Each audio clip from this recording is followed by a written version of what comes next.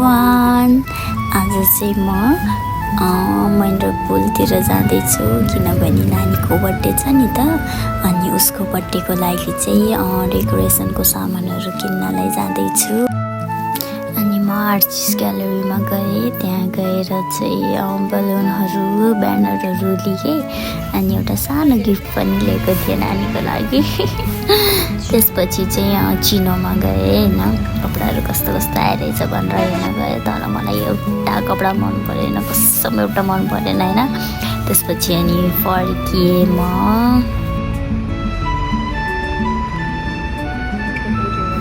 त्यहाँबाट निस्केपछि चाहिँ म खाजा खानलाई गएँ होइन। मलाई कस्तो त्यो के बफेलो विङ्सको क्रेभिङ भयो थियो कि कति दिनदेखि है। अनि गएँ, झन् लस्सीमा आइस थोरै हालिदिनु है भनेको त आइस धेरै हालिदिनु भएछ कि, अनि त्यही भएर मैले मुख बिगारेको त्यहाँ।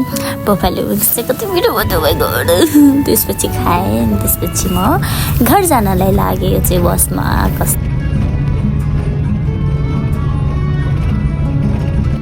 अनि घर मतलब रत्नचोक छरेपछि चाहिँ म यहाँ हल्का पैसा निकाल्नलाई आएको थिएँ होइन साथीहरू।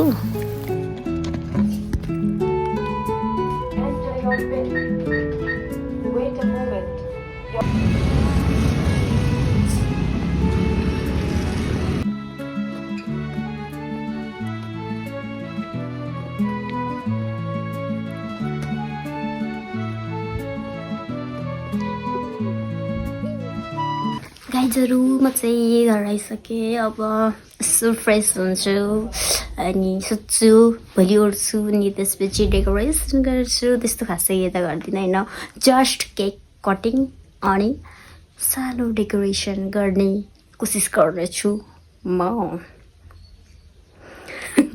ओके गाइज, भोलि भेटौँला, नत्र भए अहिले म स्किन केयर गर्दा देखाउन सक्छु हजुरहरूलाई। तब तक के लिए सावधान रहे, सतर्क रहे, देखते रहिए। जय हिंद।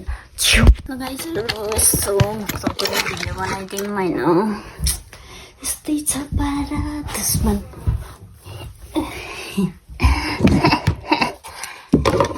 हल्का मुख धोइदिउँ, हल्का मुख धोइदिउँ।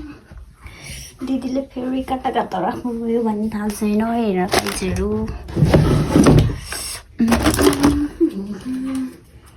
म देखियो होइन, मलाई थाहा पनि छैन गाइजहरू। हल्का टक्को लाएर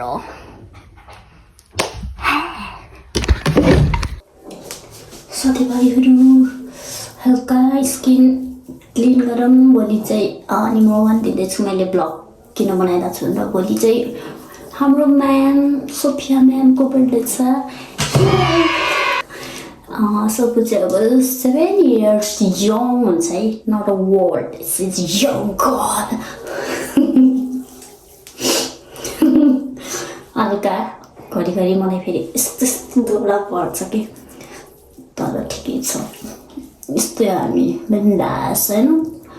2 दिनको जिन्दगीमा कहिले दुःख कहिले सुख भइहाल्छ, त्यही भएर बर्थडे चाहिँ मनाउनु पर्ने हुन्छ गाइजहरू। मैले ऐना लिएर छैन, म देखेछु त्यहाँ, अभियसली देखिन पर्यो नि। अनि भोलि सरी म हल्का टपिकबाट भट्किए जस्तो। भोलि चाहिँ मेरो बच्चा सोफुको बर्थडे हो, ऊ चाहिँ 6 पुरा भएर अब 7मा हिँड्दैछ भोलिबाट। अनि उसको लागि खासै केही त गरेको छैन, गर्न त के हुन्छ नि गाइजहरू, तर मैले खासै केही गरेँ होइन।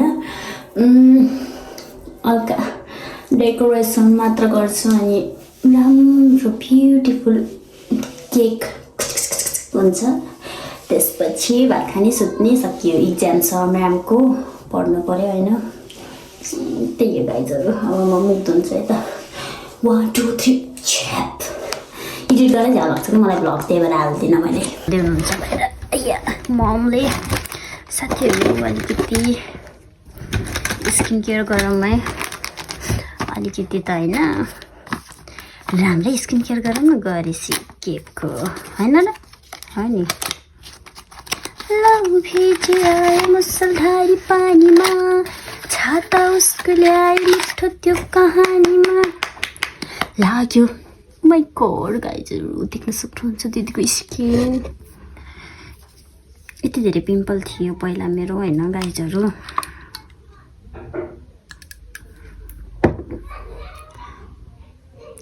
टुप टुप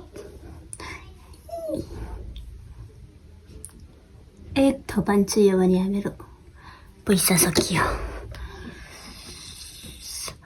सो कोल्ड गाइजहरु हल्का हैन यसो स्किनलाई केयर गर्दियौ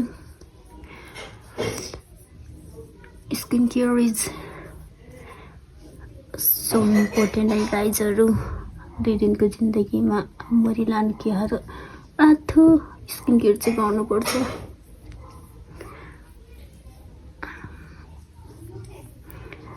लावा भिजी आए मुसलधारे पानीमा हैन गाइजहरु this is my serum is done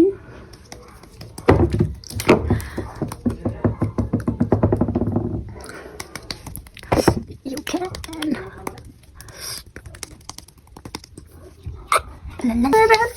मेरो देश साथीहरु हजुरलाई थाहा छैन भने दिदीलाई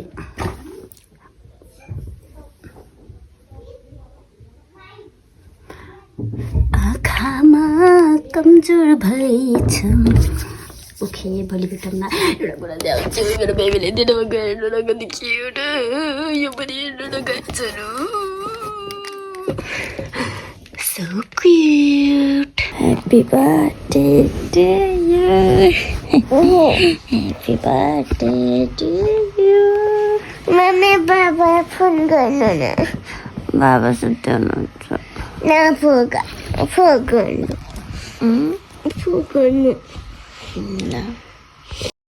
अनि सोफु चाहिँ स्कुल गयो यसपछि अनि म चाहिँ डेकोरेसन गर्न लाएँ हैन उसलाई मैले सोधेको थिएँ तिमीलाई के गिफ्ट दिउँ भनेको मलाई फुल भनिदिन् के अनि त्यही भएर उसको लागि मैले एउटा फुल पनि ल्याइदिएको थिएँ अहिले स्कुल गएको छ अनि यो चाहिँ उसको लागि सरप्राइज बनाएको मैले बिहानबाट देख्न सक्नुहुन्छ सानो गिफ्ट छ